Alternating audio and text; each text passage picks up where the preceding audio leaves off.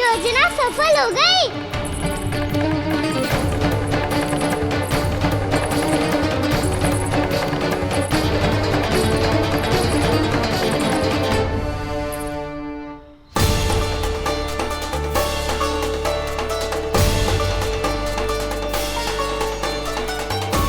मुझे माफ करना मैया, आपको बिना बताए जाना पड़ रहा है।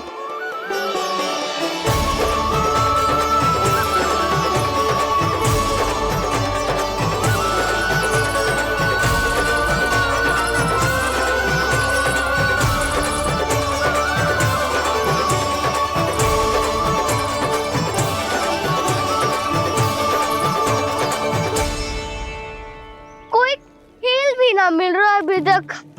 कहना तो अभी बता दे तो। हो तो ना सवाल, वो देख।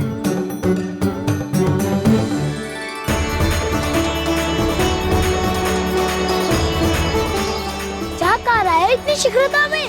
वन की ओर जा रहा है, वो चालू कर रहे। चले। हाँ।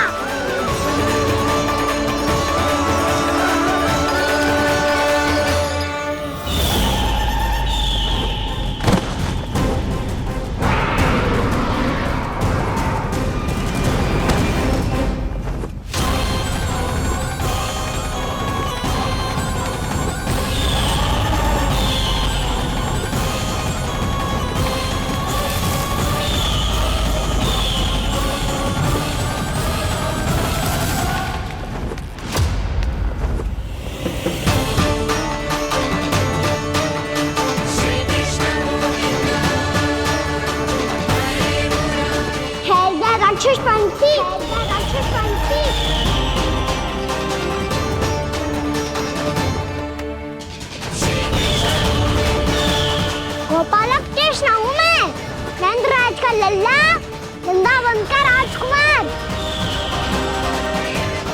मेरे रहते तो मेरी प्रजा को कोई हानि ना पहुंचा सकता।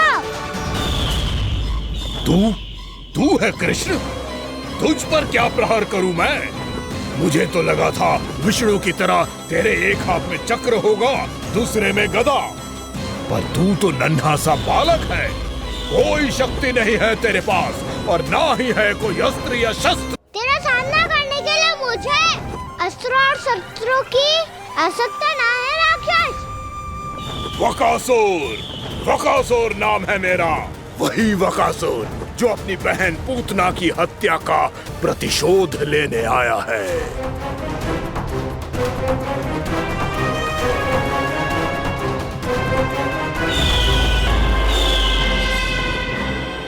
जानता है, इंद्र, अग्नि, वायु, वरुण, यम या कोई भी अन्य देवता कोई मेरे समान शक्तिशाली नहीं है। और तू मुझ जैसे पर्वत के सामने एक तिनके जैसा तू करेगा मेरा सामना? तू रोकेगा मुझे? बस एक ही प्रहार में तुझे अपना आहार बना लूंगा मैं। छोटा चना बाजेगा ना। धमकियां देने से युद्ध नहीं जीते जाते बदकसूर। जो कार्य हो करके दिखाओ।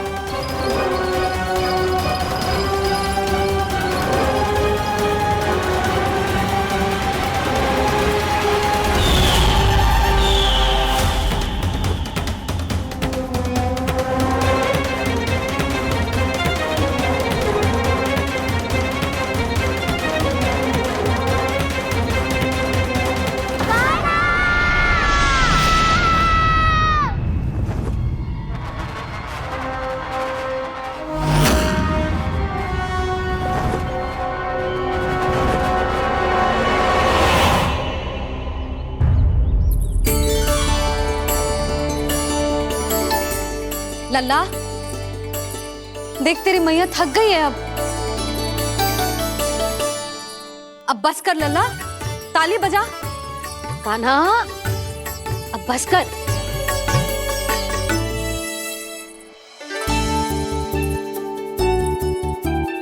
ताली बजा, ताली बजा, कोई संकेत तो दे। बता कहाँ है तू?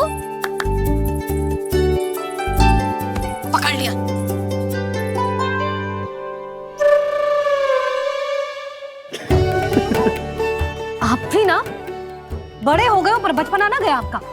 ना। बच्चे कहाँ गया? जी रोकान।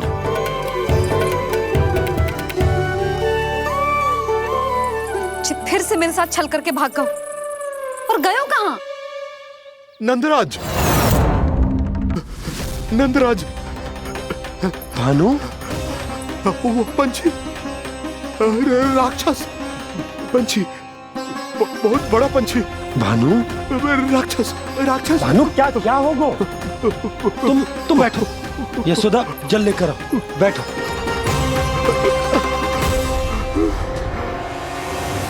यदि आपको भूख लगी है तो मुझे खा लो, पर मेरे सखाओं को छोड़ दो पंछी जी। आप मुझे ही खा लो, लेकिन कान्हा को छोड़ दो।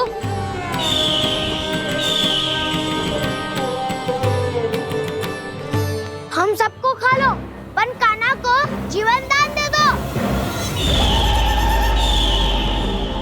कितनी अद्भुत है प्रभु के सखाओं की ये भावना कि सखा के प्राण को बचाने के लिए अपने प्राणों का त्याग करने को भी तत्पर हैं ये सब।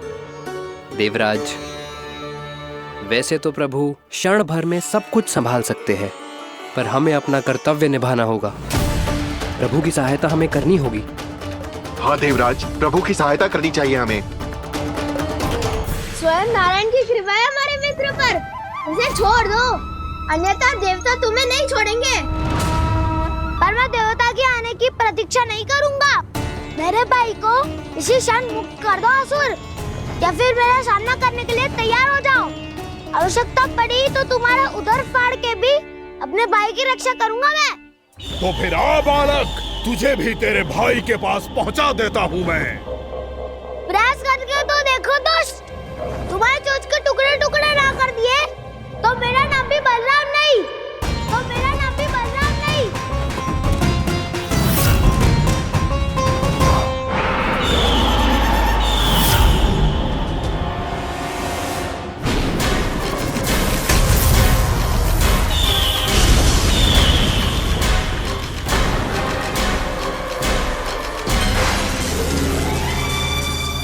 तेरी प्रार्थना स्वीकार हो गई मधु। हमारे कान्हा की रक्षा करने स्वयं देवता आ गए।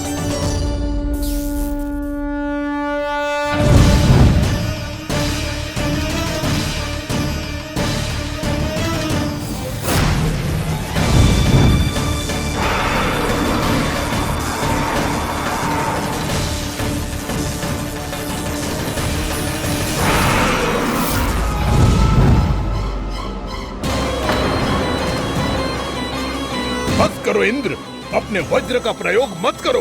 तुम्हारे प्रहार से मुझे गुदगुदी हो रही है।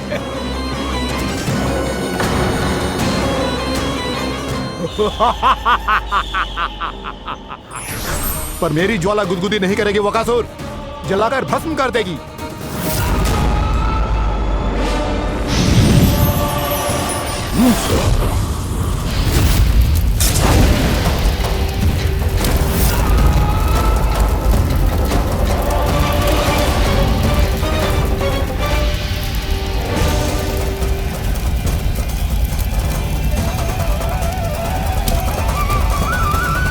क्या बहुत बड़ो?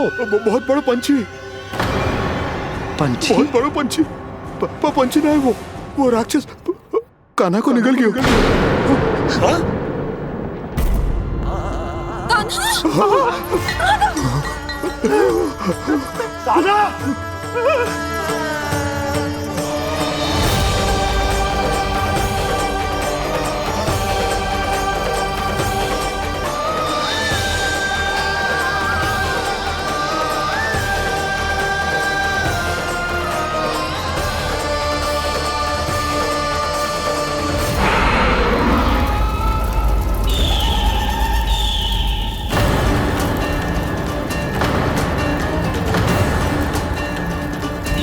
मेरे उदर की जठराग्नि भी तुम्हारी ज्वाला से अधिक तीव्र है अग्निदेव।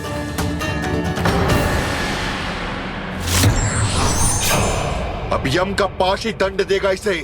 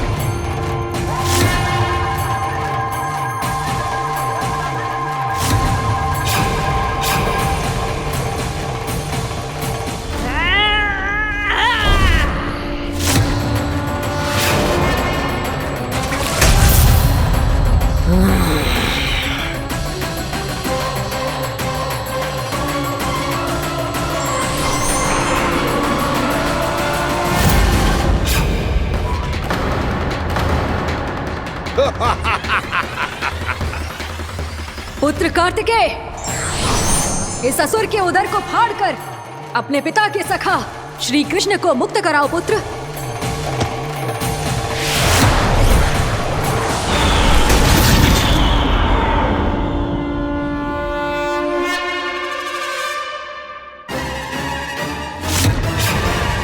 मैंने कहा था तुम में से कोई भी मेरा बाल भी बांका नहीं कर पाएगा। तुम देवताओं का तो सामर्थ्य ही क्या, स्वयं देवों के देव महादेव भी मेरा कुछ नहीं बिगाड़ पाएंगे। कृष्ण को अपने उदर में ही पचा जाऊंगा मैं।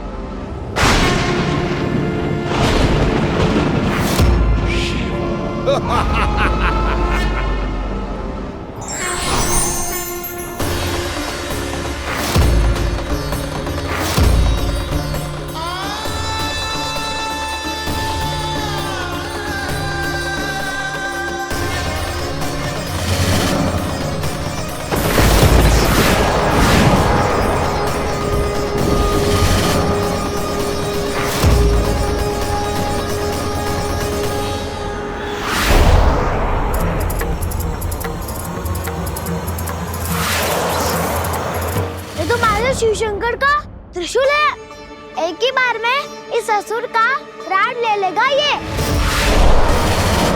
हाँ, महादेव का त्रिशूल।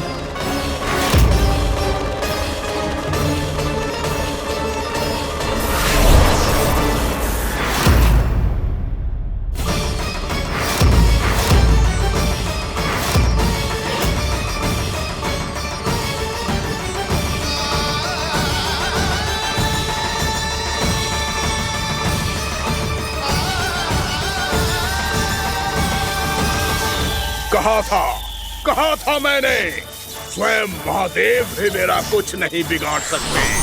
अजय हूं मैं, अजय।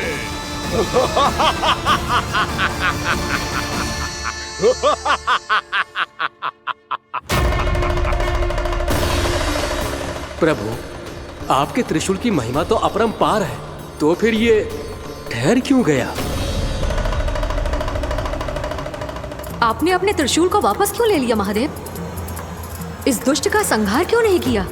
क्योंकि इसकी मृत्यु मेरे हाथों नहीं, मेरे सखा नारायण के अवतार श्री कृष्ण के हाथों ही होगी, और यही विधि का विधान है। पर पिताजी, श्री कृष्ण तो इस असुर के उदर में फंसे हुए हैं, हम उन्हें मुक्त कैसे कराएंगे? ये उन्हें स्वयं ही मुक्त करेगा पुत्र। श्री कृष्ण अपने अपमान से क्रोधित नहीं होते, पर अपने भक्तों का अपमान वो क्षण भर भी सहन नहीं कर पाते। वकासुर यही भूल कर रहा है, हम सबका निरंतर अपमान करके वो उन्हें क्रोध दिला रहा है। वो ये नहीं जानता कि शीघ्र ही उन्हें अपने उदर में रख पाना उसके लिए असंभव हो जाएगा।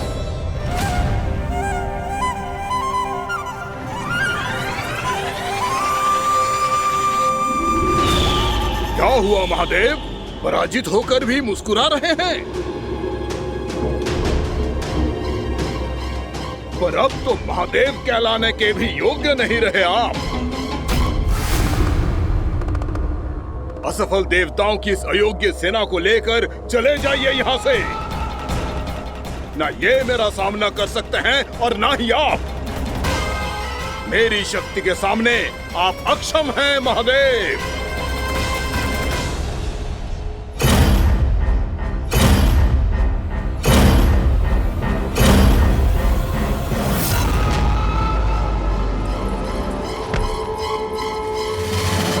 सुधा, जिस दुष्ट ने मेरे लल्ला को निगलो है ना, भीतर से जलेगो, छटपटाएगो, पीड़ा से कराएगो।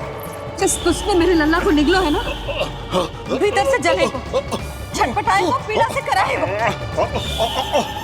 ये क्या हो रहा है मुझे?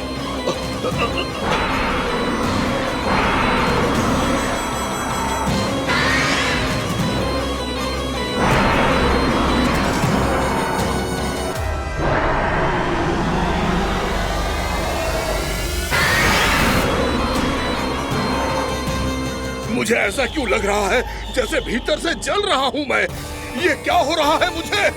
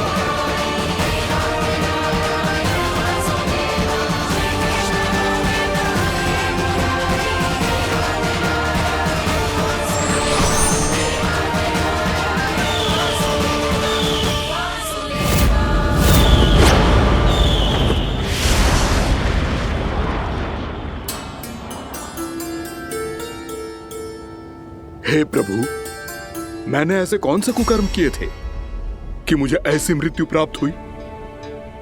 और ऐसे कौन से सुकर्म किए थे कि आपके हाथों से मुझे मोक्ष प्राप्त हुआ है प्रभु? में स्मरण करो, हे गिरीश की पुत्र वक्कासुर। स्मरण करो, कैसे अपने पिता की तरह अभिमान से भरे हुए थे तुम। स्मरण करो, कैसे हमें पराजित करने के लिए पूरी सृष्टि को संकट में डाल दिया था तुमने और हमें विवश होकर पराजय स्वीकार करनी पड़ी थी। स्मरण करो, कैसे तुमने देवराज इंद्र का छत्र चुरा लिया था। पर यह सब भी पर्याप्त नहीं था वक्कासुर। तुम्हारे पापों का घड़ा तब भरा था जब तुमने देवी गंगा के जल में साधना करते हुए जजाली मुनि की तपस्या में व्यवधान डाला था।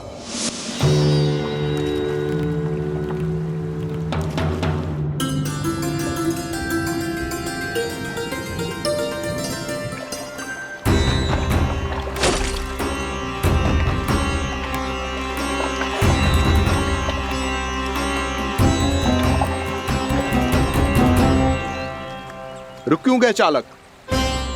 नौका को आगे की ओर ले चलो। आगे बढ़ना उचित नहीं होगा महाराज। यहाँ से कुछ ही दूरी पर जालजली मुनि तपस्या कर रहे हैं। तो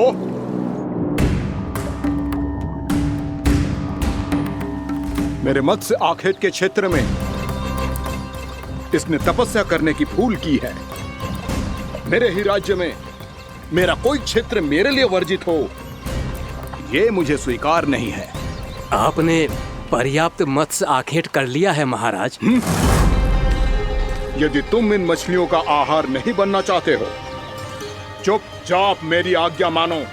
क्षमा, क्षमा महाराज।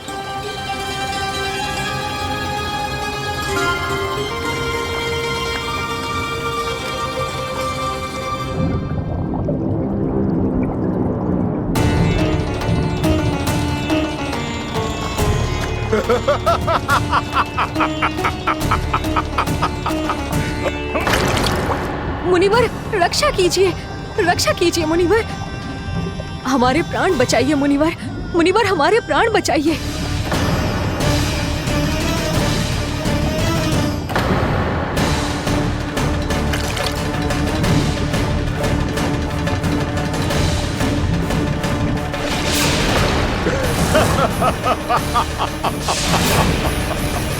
ठहर जाओ असुरराज। इन मछलियों को हानि ना पहुंचाओ। क्यों मुनि?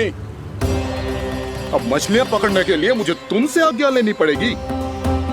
तुमने तपस्या करने से पहले किससे आज्ञा ली थी? माँ गंगा से, इस जल में रहने वाली सभी मछलियों से। इस उपकार के बदले इन सभी मछलियों को रक्षा करने का वचन दिया था।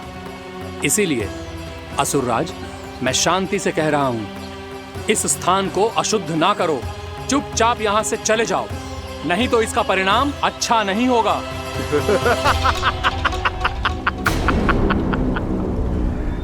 तुम जिन देवताओं की तपस्या कर रहे हो ना मुनि, उन्होंने भी मेरा कुछ नहीं बिगाड़ पाया था, और तुम मुझे धमकी देने का दुस्साहस कर रहे हो।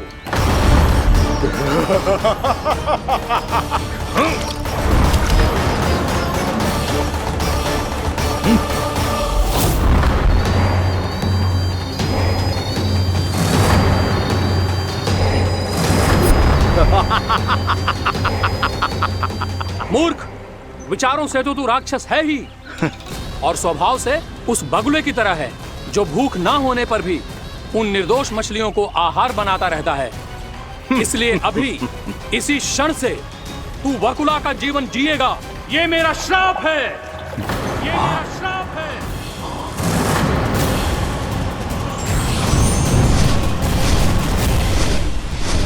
श्राप पाने के बाद तुम्हें आभास हुआ कि तुमने कितना बड़ा अपराध किया था, और तब तुम जजाली मुनि से क्षमा याचना करने लगे।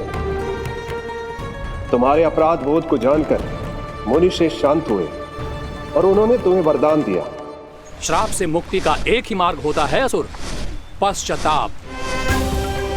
तुम्हें अपने भूल का पश्चाताप है, इसीलिए मैं तुम्हें वरदान देता हूं। तुम्हें मेरे श्राप से मुक्ति अवश्य मिलेगी। स्वयं प्रभु श्री नारायण के अवतार इस बगुले के देह के बंधन से तुम्हें मुक्त करेंगे।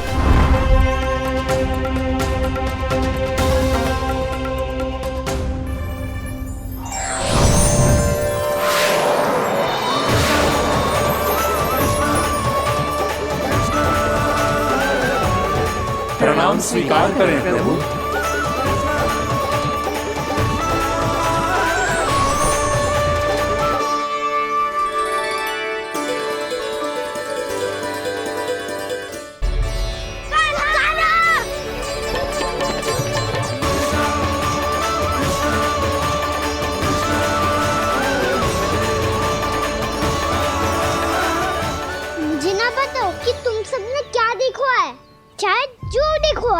बस मैया से कछु मत ही बताना। ताना!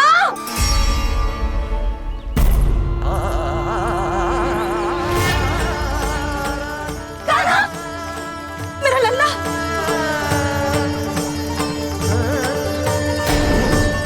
भानु बता रहा था तुझे कोई असुर पंछी निकल गया था। हाँ?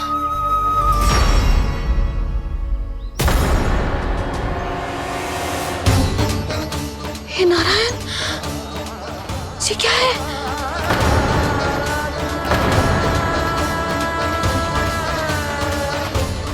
ये सब कैसे हुआ लल्ला? हाँ, कोई बताएगा मुझे ये क्या है?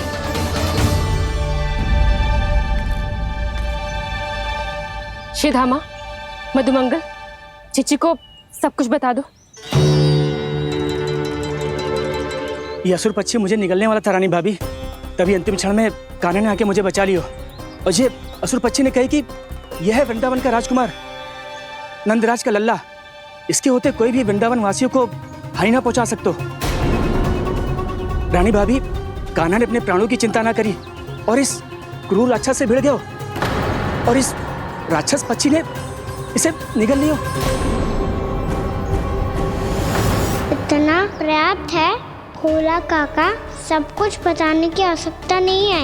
ये सब देख के सारी बालक मंडली इतनी व्याकुल हो गई कि सबने अपने प्राण अर्पित कर दिए और इस असुर पक्षी से कहे कि हमें खा लो और हमारे सखा को छोड़ दो।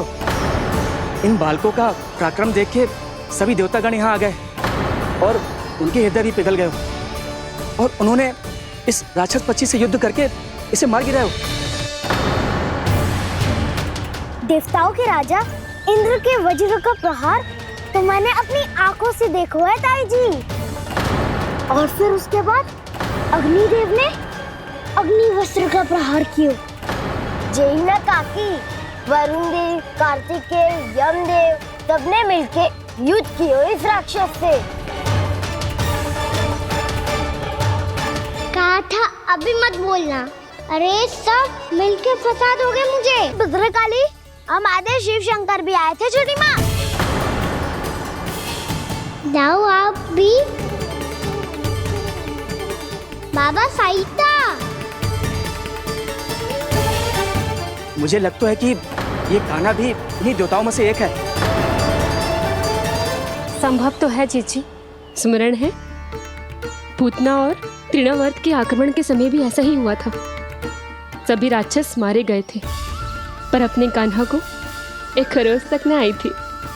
हाँ जीजी, मुझे लगता था कि श्री नारायण की विशेष कृपा है हमारे कान्हा पे, पर अब तो देख के लग रहा है कि हमारा कान्हा ही स्वयं श्री नारायण है।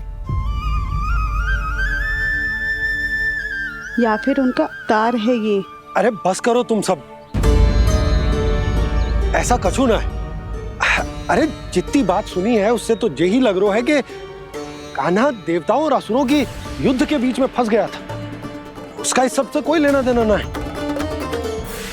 तो फिर इसके तन पे एक भी खरोच क्यों ना आया नंदराज? हाँ,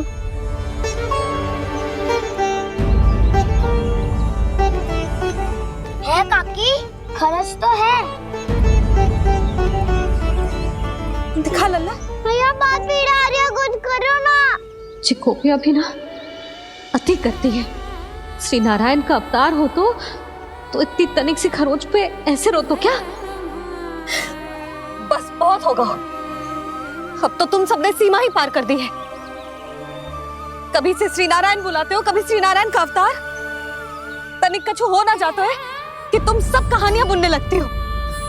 जे बस साधारण सा बालक है, मेरा लल्ला है जे, इसे भगवान मत ही बनाओ।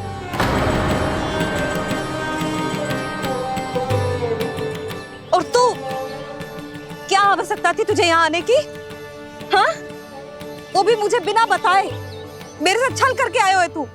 अब तू घर चल, ऐसा दंड दूंगी ना कि मैया बहुत पीड़ा हो रही है। मैया बहुत पीड़ा हो रही है मैया।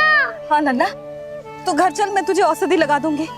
हल्दी का लेप लगाऊंगी ना, झट से ठीक हो जाएगा। चल चल।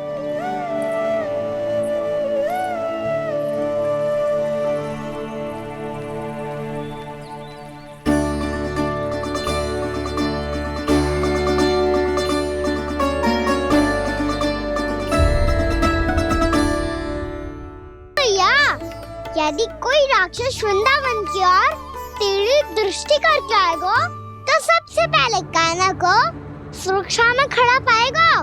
फिर चाहे जो पाल बन के आए या बगुला बन के।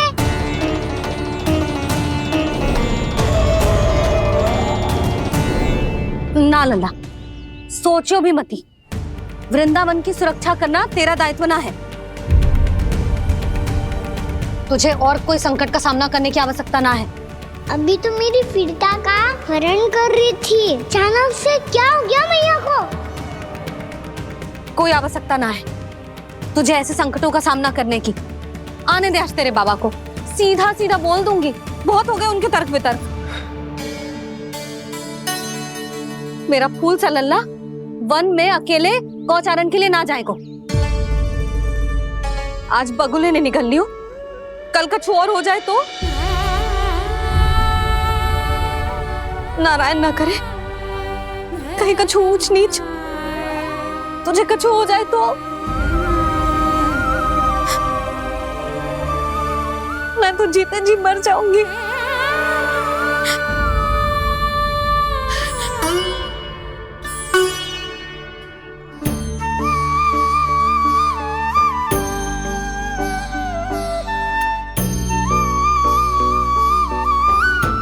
वीर लल्ला की वीर मैया इतनी से बात तो रोती है क्या?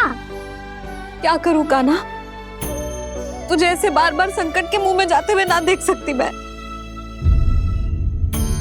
तो फिर मैया मैं वचन देता हूँ, आज के बाद मैं गौचारण के लिए तभी जाऊंगा जब आप आज्ञा दोगी। पक्का? छल ना करेगा ना मेरे साथ? मैंने कब छल करो मैया? अच्छा ठीक है, ना करूँ छल। यदि आपसे पूछे बिना बाहर निकलो तो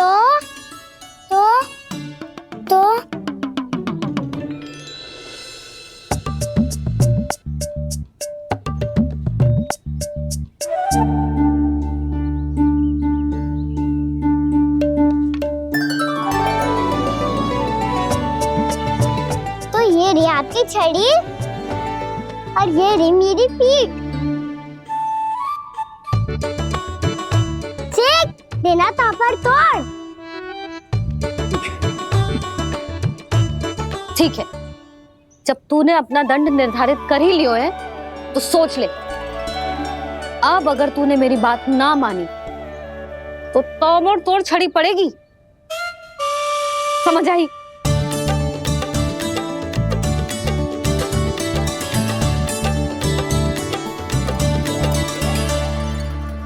अच्छा ही है कि कान्हा कुछ दिन घर ही रहे। आज वन में जो हुआ है अवश्य कंस ने ही करवाए हुए वो सब।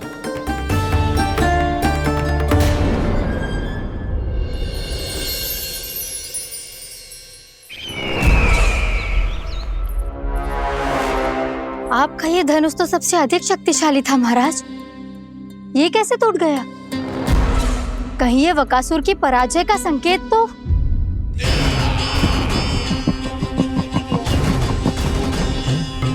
प्राप्ति, लगता है तुम्हें शुभ समाचार मिला नहीं।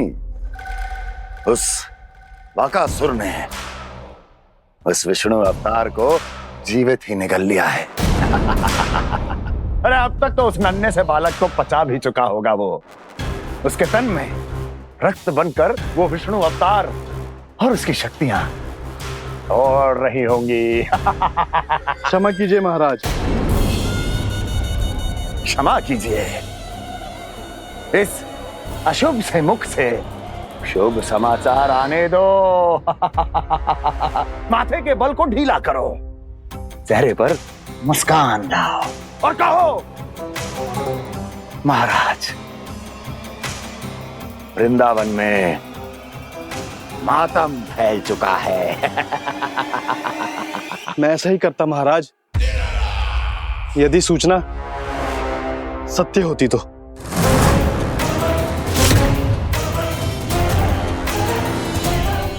कहना क्या चाहते हो?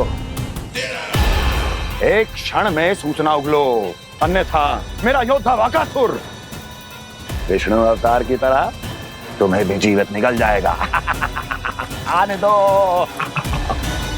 बकासुर मारा गया महाराज, बकासुर मारा गया महाराज, बकासुर मारा गया।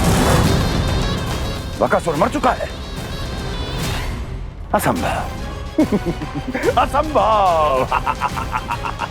बकासुर ने उस बालक को निगल तो लिया था, पर उसकी सुरक्षा करने के लिए सभी देवता वहां प्रकट हो गए, पर फिर भी कोई बकासुर का सामना नहीं कर पाया। और फिर क्या हुआ? वो बालक स्वयं ही बकासुर के उदर से बाहर आ गया और उसकी चोंच तोड़कर उसकी हत्या कर दी।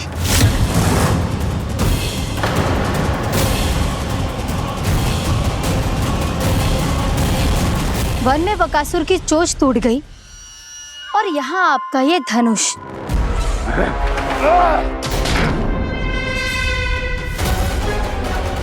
केवल नहीं टूटा तो आपका ये भ्रम महाराज। क्षमा कीजिएगा महाराज, आपका भ्रम टूटना आवश्यक है। आवश्यक है आपको यह आभास होना कि उस विष्णु अवतार को पराजित करने के लिए आपके साधारण योद्धाओं में वो सामर्थ्य नहीं है। अच्छा सर, पूतना, तृणावर्त, बकासुर, ये सब साधारण नहीं थे प्राप्ति, साधारण नहीं थे। फिर तो ये और भी अधिक चिंता का विषय है महाराज, क्योंकि इसका अर्थ तो यही हुआ कि वो विष्णु अवतार कुछ अधिक ही असाधारण है और उसका सामना करने के लिए और उसे मिट्टी में मिलाने के लिए आपको एक ऐसे अस्त्र की आवश्यकता है जो उसके सामने ना झुके और ना ही टूटे।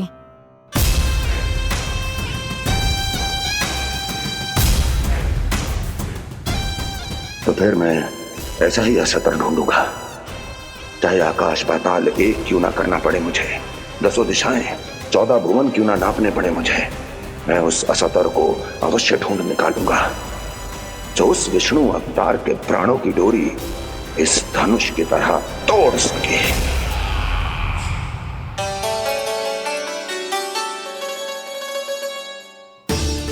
थैंक्स पापा, मैंने मैया को वचन दिया है कि जब तक नहीं चाहेंगी मैं वन नहीं जाऊंगा। इसलिए आप मुझे मारने के लिए कोई शक्तिशाली असुर ढूंढने में व्यस्त रहो। कुछ दिन तब तक मैं व्यस्त रहूंगा अपनी मैया की सेवा करने में।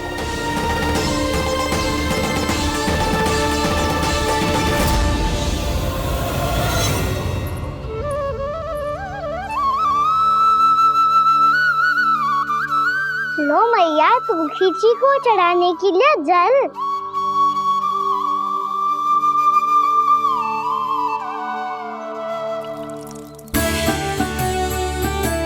लो मैया, और आटा।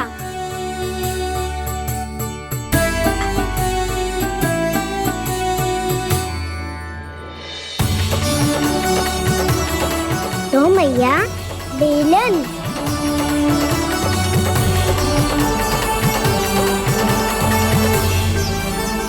ले, तनिक खा ले। ओ मैया, भूख ना लगी है। बिना भूख के खाने से क्या लाभ? और तेरा जब पेट तो कह रहा है कि उसे भोजन चाहिए,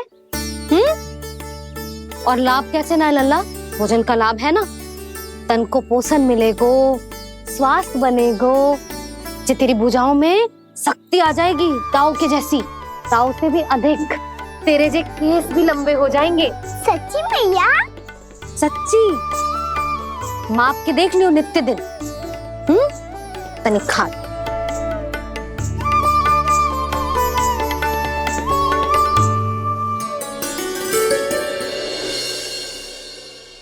मान के मैया का कहना, छक के भोजन खाते हैं, नित्य मापते भुजा केश, पर ज्यों का त्यों ही पाते हैं।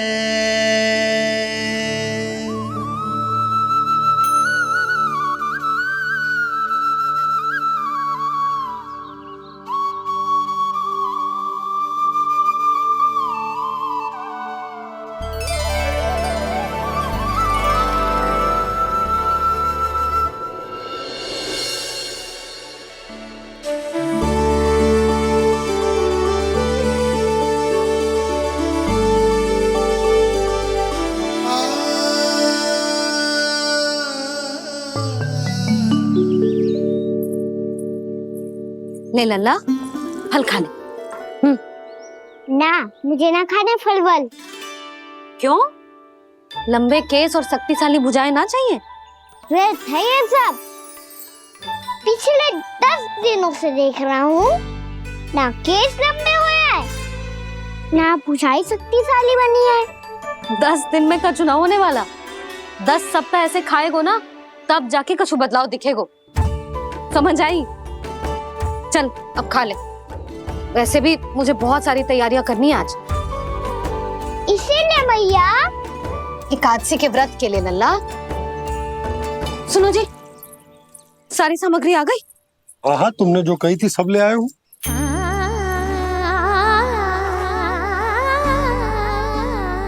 इसमें नारियल तो है ही ना, उसके बिना मैं एकादशी की पूजा कैसे करूंगी? यशोदा, मैंने भोला से कह दिया, वो लेकर आते ही होगा, घबराओ मत। कैसे ना घबराओ जी, आपको पता है ना एकादशी का व्रत मेरे लिए कितना महत्वपूर्ण है। पतो है। अरे इसमें तो दिए भी ना है। दिए ना है? अब मैं अभी लेकर आता हूँ। आप रहने दो, मैं ही लेके आती हूँ। भक्त भोला राम के यहाँ से है? भक्त भोला राम? मेरा अर्थ है कुमार भोला यहाँ के यहाँ से। हाँ हाँ, वो ही।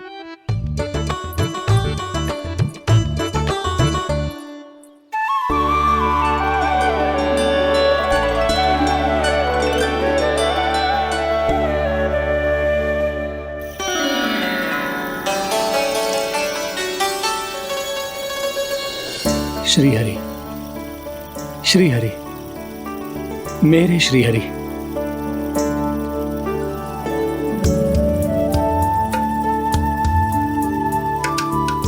मेरे श्री हरि। भोला राम, मेरी मटकी तैयार है? मेरे श्री हरि। मेरे श्री हरि।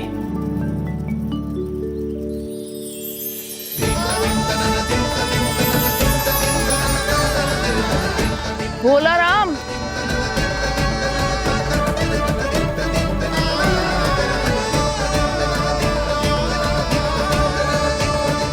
भोला काका, ओ भोला काका।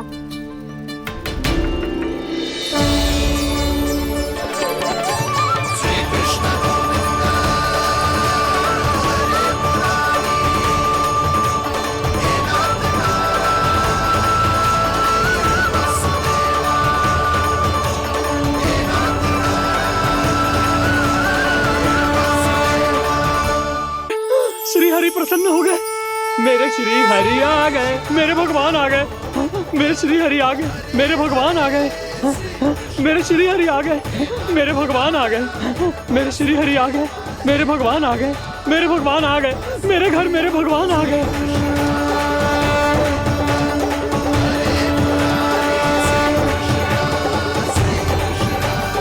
मेरे घर आ गए, मेरे श्री हरि आ गए। हाँ, मेरे श्री हरि आ गए। ये तो बावले थे ही, अब बालकन को भी साथ में मिला लिए। उज्जवल क्या कर रहा है? अरे ठहर जा भोला।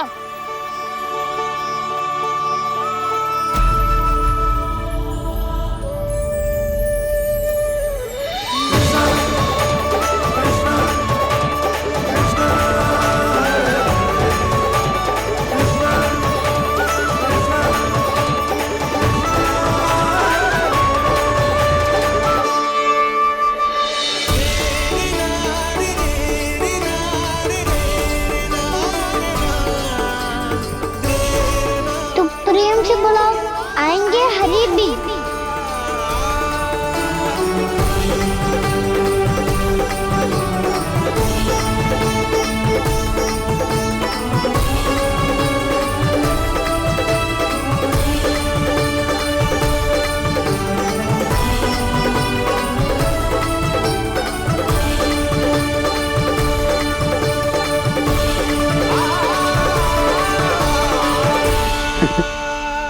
क्या वो गाना?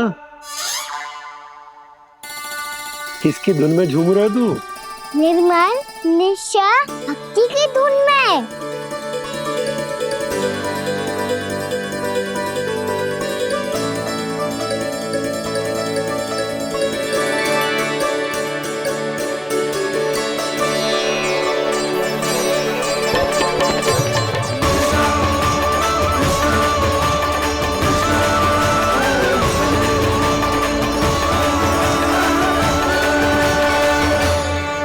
अरे क्या हो गया इन्हें?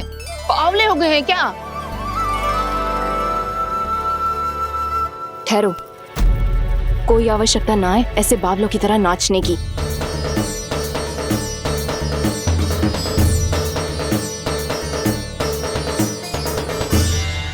बावले ना है मौसी, भक्ति में रम गए। बस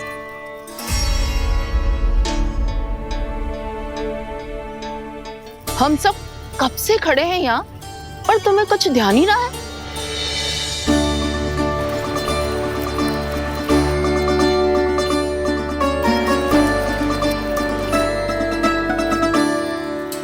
नाच गाने में ऐसे मगन हुए कि हमें देखा भी ना।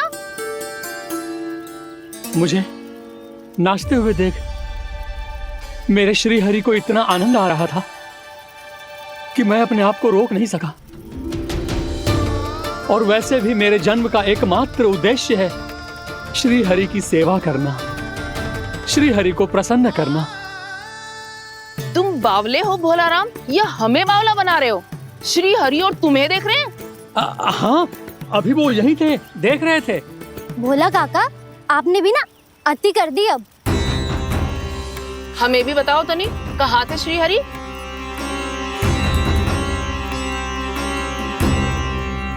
ना जाने अपना उपहास करवाने में क्या आनंद आता है इन्हें। देखो, अब तुम सच मानो या झूठ, लेकिन हमरे श्री हरि यहीं थे, इसी चाक पर अभी। हाँ, लो सुन लो इस मूर्ख की बात।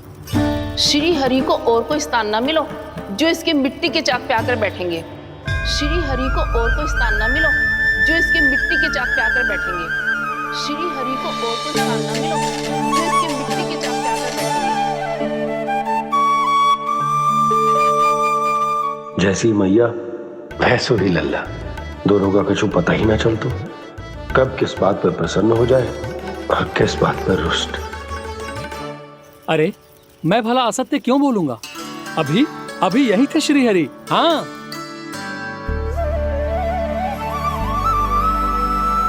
हाँ, जैसे श्री हरि को तो कोई कार्य है ही ना। वो तो आतुर होके बैठे रहते हैं कब तुम हरि हरि बुलाओ और वो दौड़े चले आए। भगवान तो भक्तों के पास आने के लिए सदैव आतुर रहते हैं, बल्कि सत्य तो यह है कि भक्तों के मन में ही निवास करते हैं भगवान।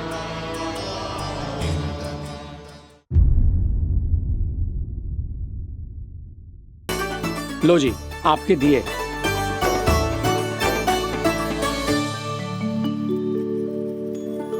और जो हमने मांगा है वो? बाकी सब शेष द्वादशी के दिन मिलेगा, क्योंकि कल मैं भी एकादशी का व्रत रखूंगा। क्योंकि कल मैं भी एकादशी का व्रत रखूंगा। क्योंकि कल मैं भी एकादशी का व्रत रखूंगा।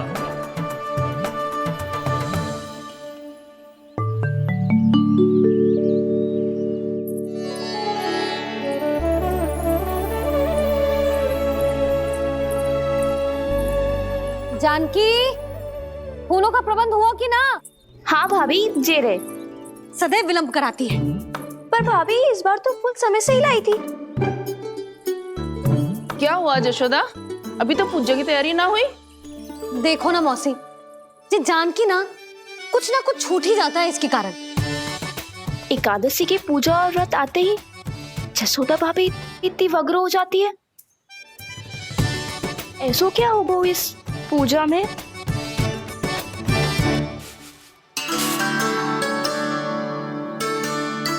ये थाली में रोली चंदन रखने से, दिया जलाने से के होगो? आपको पता भी है एकादशी का व्रत क्यों रखते हैं? क्या महत्व है इसका? लो, जे तो मैं जसोमती रानी से पूछना भूल ही गया। पर हाँ भगवान, मेरे लिए इतना ही पर्याप्त है कि इस व्रत को रखने से मेरे श्री हरि हमसे प्रसन्न हो जाएंगे।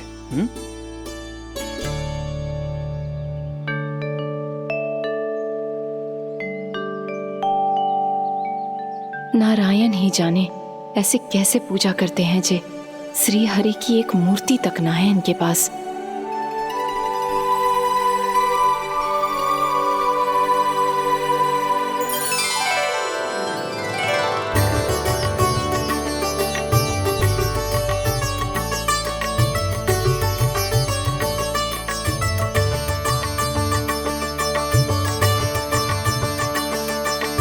प्रभु, न तो मेरे पास मूर्ति है और ना तो इस व्रत के विधि विधान के बारे में मुझे जानकारी है और ना ही मुझे इसके महत्व के बारे में जानकारी है, पर फिर भी मैं करना चाहता हूं।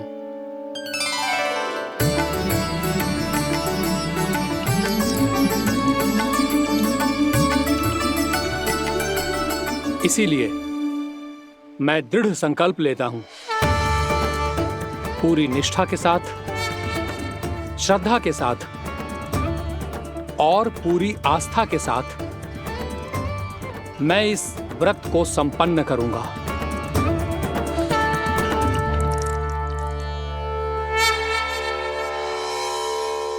हम संकल्प लेते हैं कि एकादशी के व्रत को पूरी निष्ठा के साथ संपन्न करेंगे।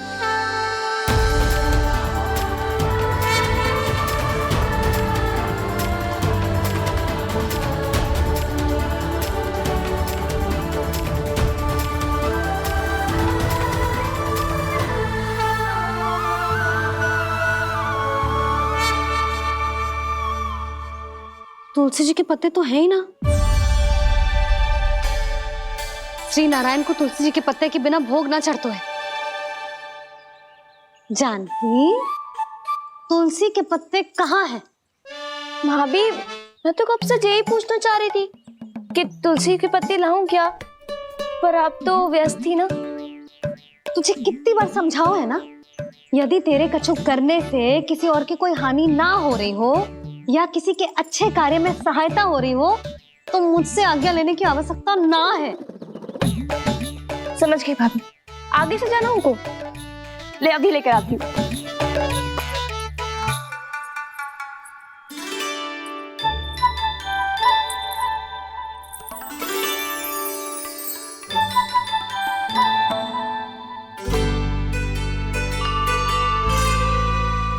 ताऊ, आपने पहले ये व्रत करो है? आपको इसका महत्व पता है? भाभी चल। जानकी, तुमने ये व्रत करो है? फिर तुमको इसका महत्व पता है? सुमति जी, आपको पता है इसका महत्व? कान्हा, क्यों तंग कर रहे हो सबको? मैया, सबने करो ये व्रत, मुझे भी करना है।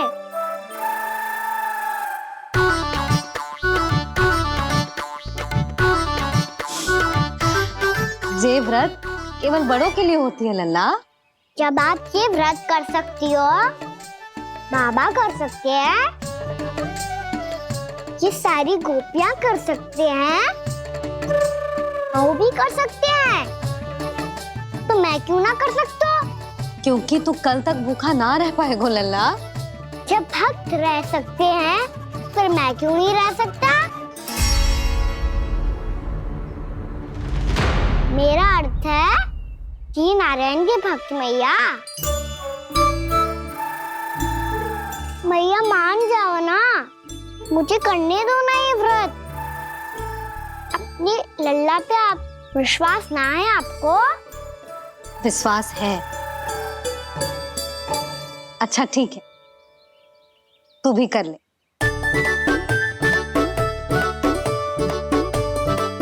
पर मैया, व्रत की कथा तो सुनाओ, मैं तो अबध हूँ ना। मुझे कैसा पता चलेगा कि ये व्रत करते क्यों हैं?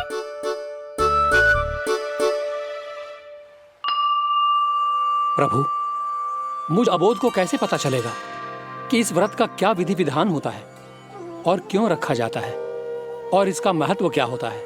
मुझे तो आप ही बता सकते हैं प्रभु। जब व्रत कर रहे हैं तब उसका महत्व भी पता होना चाहिए ना। बताओ ना मैया, क्यों रखते एकादशी का व्रत? इसके लिए तो तुझे एकादशी की कथा सुननी होगी। सुनेगो ना?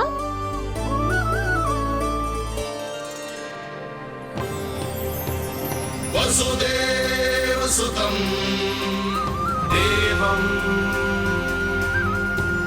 कंसचाणूरमर्दनम् श्रीहरि, यशोदा परमानंदं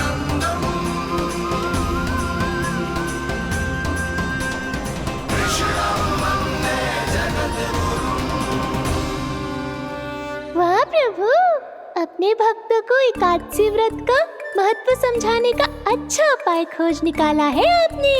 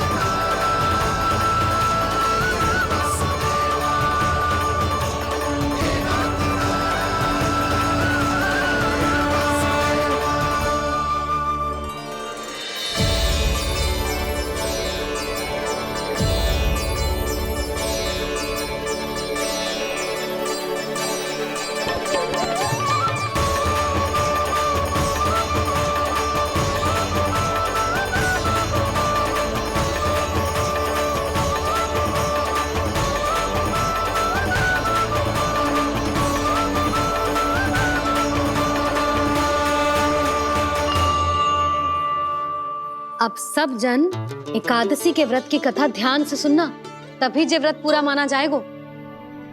समझो लल्ला?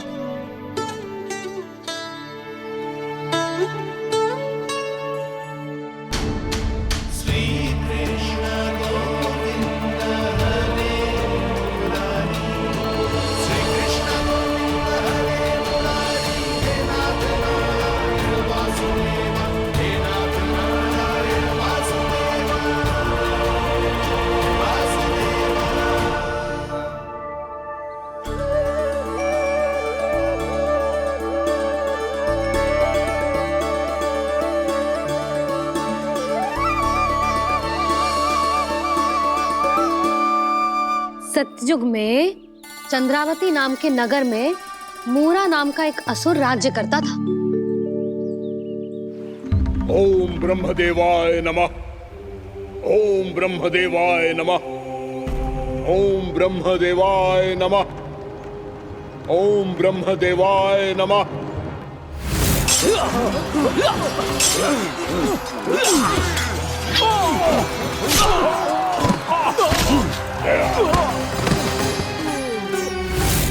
ओम ब्रह्मदेवाय नमः। ओम ब्रह्मदेवाय नमः। जब उसने देवताओं के हाथों असुरों की पराजय देखी, तब वो वरदान पाने के उद्देश्य से ब्रह्मा जी की तपस्या करने चला गया।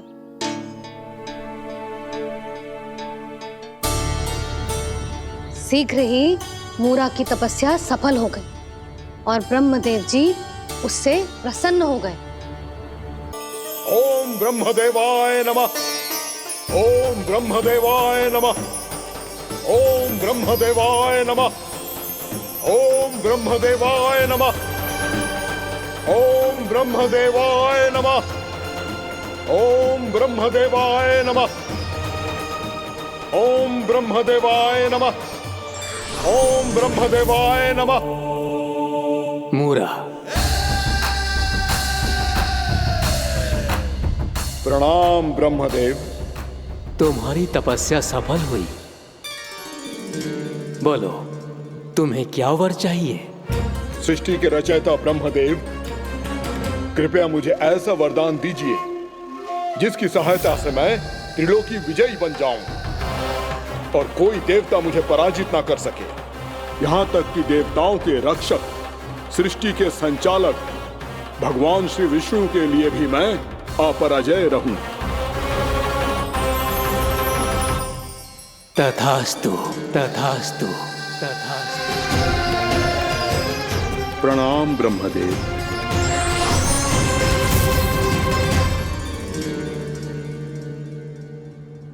ऐसा वरदान पाकर मूरा बहुत अभिमानी होगा। यक्षों, किन्नरों, यहाँ तक कि देवताओं को भी युद्ध के लिए ललकारने लगा, पर किसी ने भी उसकी ललकार को स्वीकार ना करो, क्योंकि सभी उसकी शक्ति से बहुत भयभीत थे और उसके सामने युद्ध किए बिना ही अपनी पराजय स्वीकार करने लगे। और फिर दंभ में आके उसने स्वर्ग लोक पर भी आक्रमण कर दिया और देवराज इंद्र तक को चुनौती दे डाली।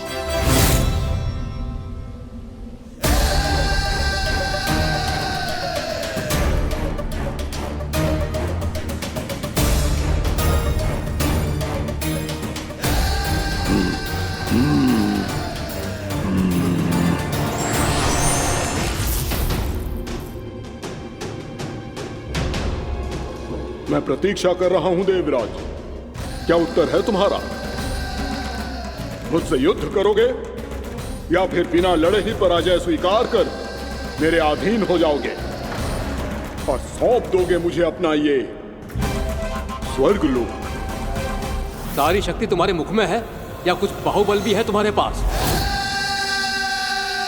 मैं तुम्हारी चुनौती स्वीकार करता हूं मूरा। मैं तुम्हारी चुनौती स्वीकार करता हूं मूरा।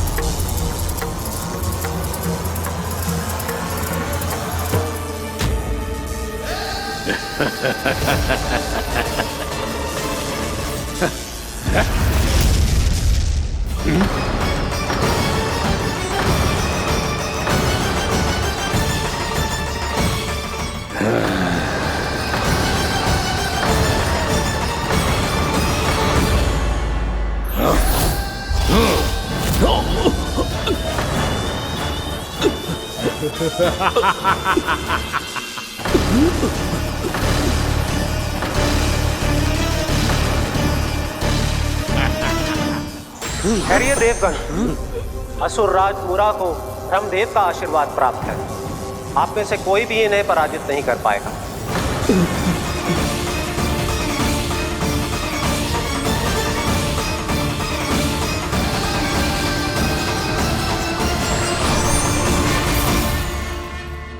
एक अवसर और देता हूं देवराज। युद्ध या अधीनता, क्या उत्तर है तुम्हारा देवराज?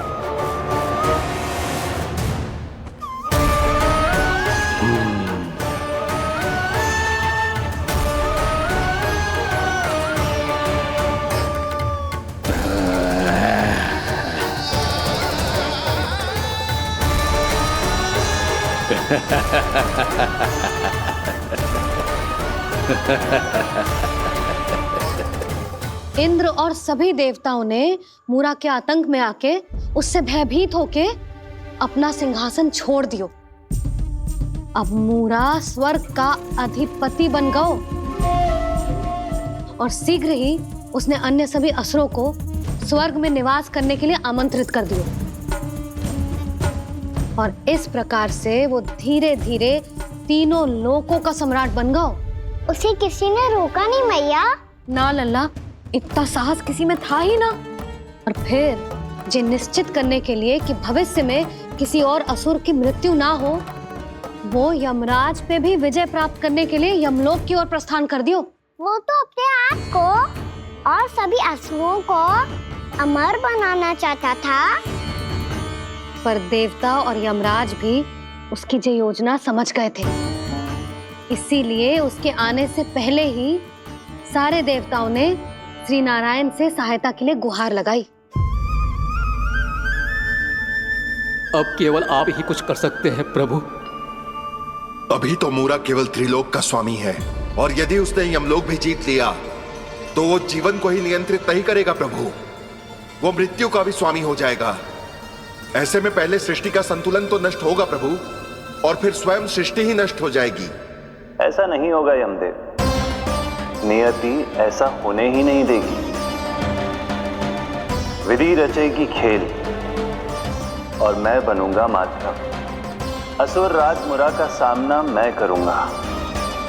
बस आप मुझे चुनौती देने के लिए उसे तैयार कर लीजिए, चाहे उसके लिए आपको साम दाम दंड भेद कोई भी उपाय क्यों ना अपनाना पड़े।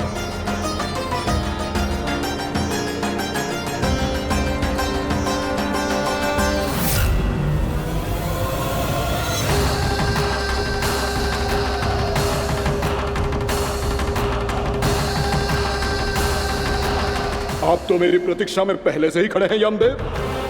तब तो आपने मेरी चुनौती के बारे में भी सुना ही होगा। कहिए, क्या उत्तर है आपका? मेरा स्वागत करके अपना राज्य त्यागेंगे या मेरा सामना करके अपने प्राण? असुर राज मुरा का सामना मैं करूंगा। बस आप मुझे चुनौती देने के लिए उसे तैयार कर लीजिए, चाहे उसके लिए आपको साम दाम दंड भेद कोई भी उपाय क्यों ना अपनाना पड़े।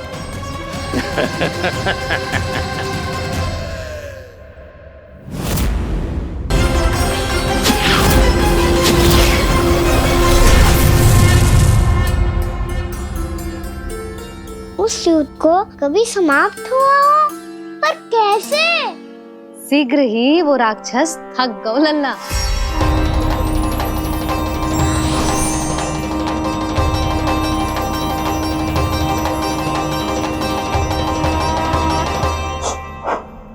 खड़े खड़े देख क्या रहे हैं नारायण? आक्रमण कीजिए, वध कर दीजिए मेरा।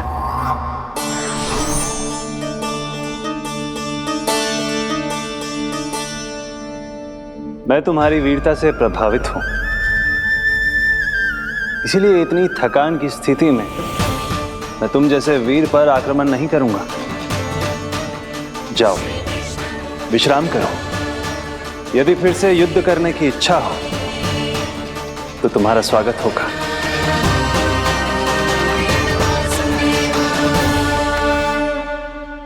जे कह के श्री नारायण बद्रिका आश्रम चले गए और वहां हिमवत नाम की एक कंदरा में ध्यान लगा के बैठ गए।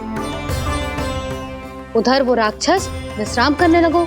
अनेकों दिन बीत गए और अब वो राक्षस मूरा फिर से स्वस्थ होके बलवान हो गया था। उसने अपनी सारी शक्ति फिर से प्राप्त कर ली थी। श्री नारायण ने उस पर दया करी थी, पर वो फिर से श्री नारायण को छलने को तैयार होगा।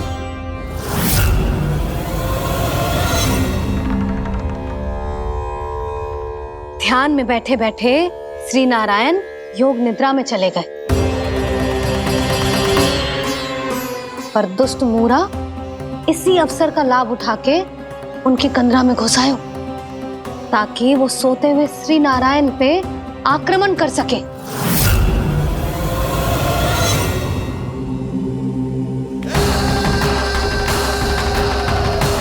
आज इस लंबे युद्ध को जीतकर अपने इस अंतिम शत्रु का भी अंत कर दूंगा मैं।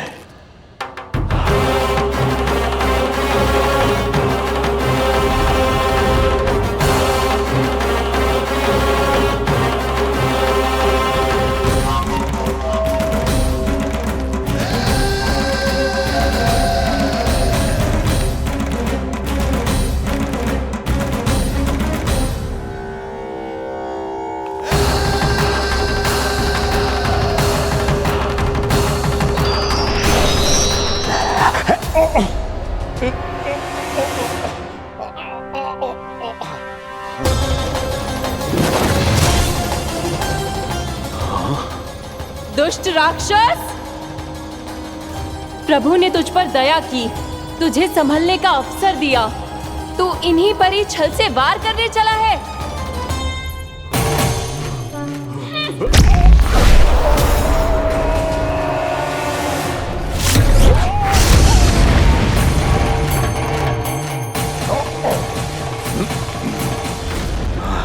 मैं अजय हूँ, मुझे कोई पराजित नहीं कर सकता। ब्रह्मा का वरदान है मुझे। तूने नारायण से अपराजय होने का वरदान मांगा था मूर्ख, उनकी शक्ति से नहीं। ध्यान से देख, मैं तेरी मृत्यु हूँ, मृत्यु।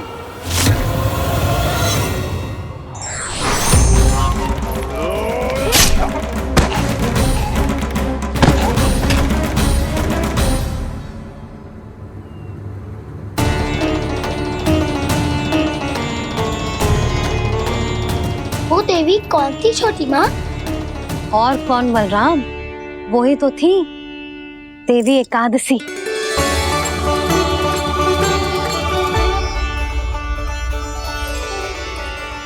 मुझे क्षमा कीजिए प्रभु, आपकी आज्ञा के बिना ही युद्ध करके आपके शत्रु को मृत्यु के घाट उतार दिया। क्षमा नहीं, आपकी तो प्रशंसा होनी चाहिए देवी। असुर राज को मारकर आपने सभी देवताओं को मुक्त करवाया है। इस पापी के अहंकार से तीनों लोकों की रक्षा की है आपने। आप एकादशी की तिथि पर मेरी एकादश इंद्रियों से उत्पन्न हुई हैं। इसीलिए मेरे सभी भक्त आपको उत्पन्न एकादशी के नाम से जानेंगे। सभी तिथियों में आपका स्थान सर्वश्रेष्ठ होगा। जिस तरह आपने राक्षस के आक्रमण से मेरी रक्षा की है, उसी प्रकार एकादशी के दिन व्रत करके जो भी भक्त आपकी कथा सुनेगा, मैं स्वयं उसकी रक्षा करूंगा। जो आपकी पूजा करेगा उसे मेरी विशेष कृपा प्राप्त होगी और उसके साथ साथ उसे मिलेगा धन, सिद्धि और मोक्ष।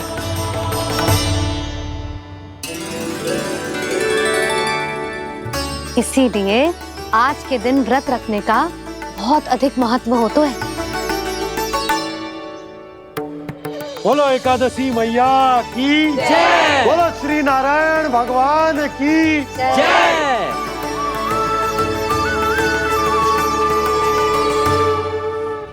प्रभु की कृपा से एकादशी का महत्व भी पता चल गो और मेरा व्रत भी सफल होगा। अभी नहीं भूला रहा, एकादशी का व्रत पूरी तरह तभी सफल होता है जब द्वादशी के दिन उसे पूरा किया जाता है।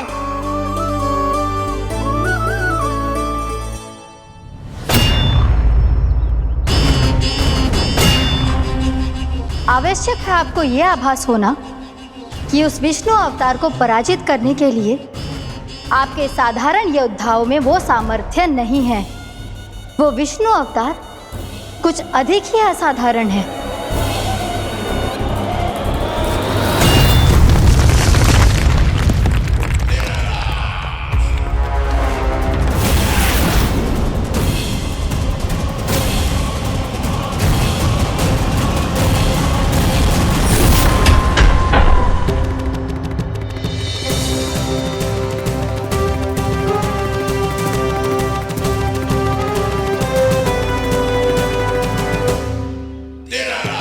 अब मैं दिखाऊंगा उस विष्णु अवतार को असाधारण शत्रु क्या होता है।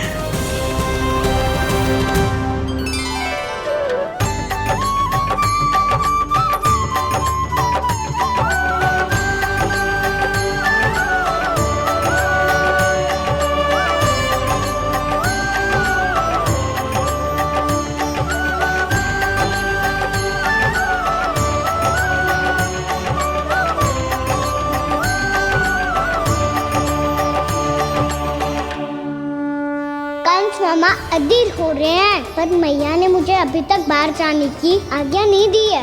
अभी उन्हें किसी और राक्षस को यहाँ भेजने से रोकने के लिए मुझे ही कुछ करना होगा।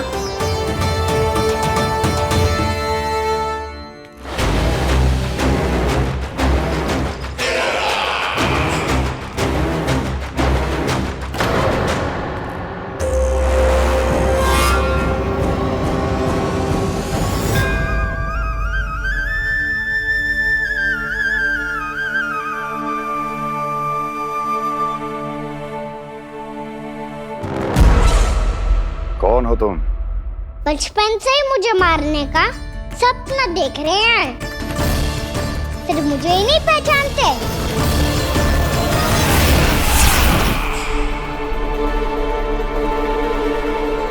बचपन से विष्णु अवतार। कोई कान्हा बुलाता है तो कोई मुरलीधर पुकारता है, कोई माखन चोर कहता है, कोई कहता है चिच्चोर। पर विष्णु अवतार इस नाम से तो बस आप ही मुझे बुलाते हो मामा जी। इतना साहस, ये तो यहाँ आ गया है।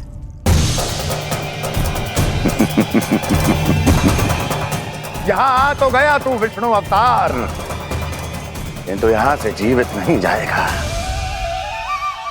तेरे शीश को तेरे धड़ से अलग कर दूंगा मैं।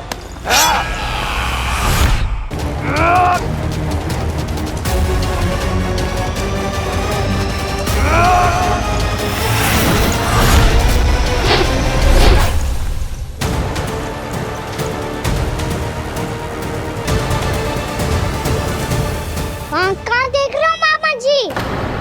मैं तैयार हूँ।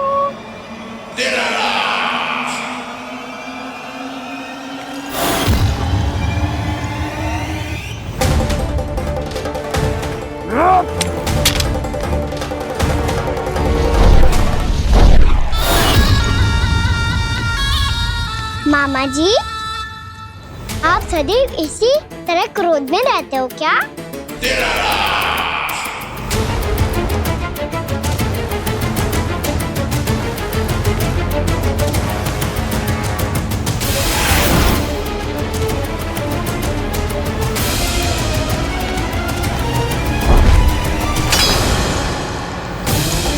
छोड़, छोड़ मेरी तलवार को। छोड़ो तो तब जब पकड़ा हूँ।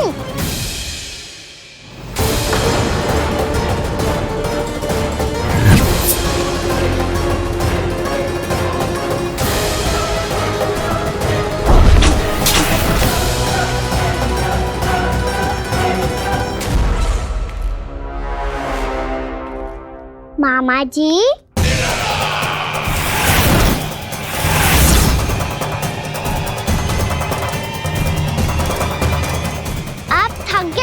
थोड़ा विश्राम कर लो।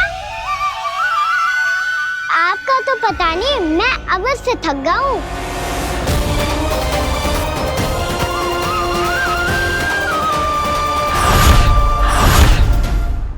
मेरे सिंहासन पर बैठने का तो साहस। अभी तो बस अभ्यास कर रहा था मामा जी। भविष्य में मुझे तो बैठना है यहाँ। आपने बल प्रयोग करके से अपने पिताजी से छीना था। मैं आपसे छीन लूंगा। जो छल और बल से लिया जाए वो अधिक समय तक टिकता नहीं है मामा जी।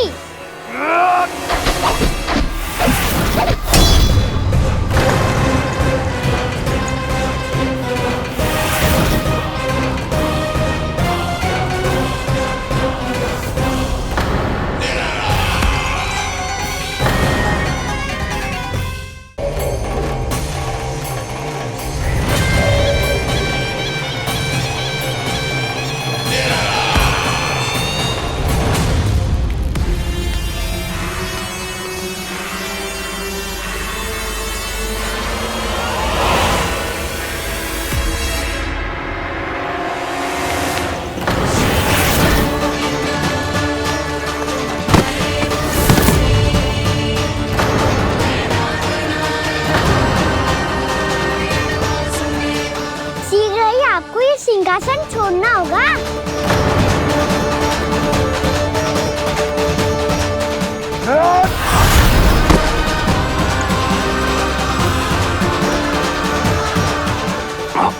वो मेरा सिंहासन छीनना चाहता। वो आ रहा है, वो आ रहा है। सैनिकों, दुर्जन, बंद कर दो सभी द्वार और घरों के, सब के सब। इसकी हर संभावना पर इतना कड़ा पहरा बिठा दो कि ना तो कोई महल के भीतर आ सके, ना कोई बाहर जा सके। मुझे महल की चप्पे चप्पे की सूचना चाहिए। जाओ।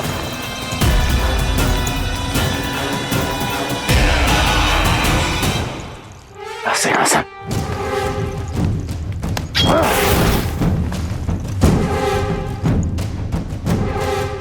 अब आ, दुष्ट मायावी, ए छलिया विष्णु अवतार, मैं कंस तेरी प्रतीक्षा कर रहा हूँ। देखता हूँ मेरे सिंहासन पर कैसे बैठता है तू।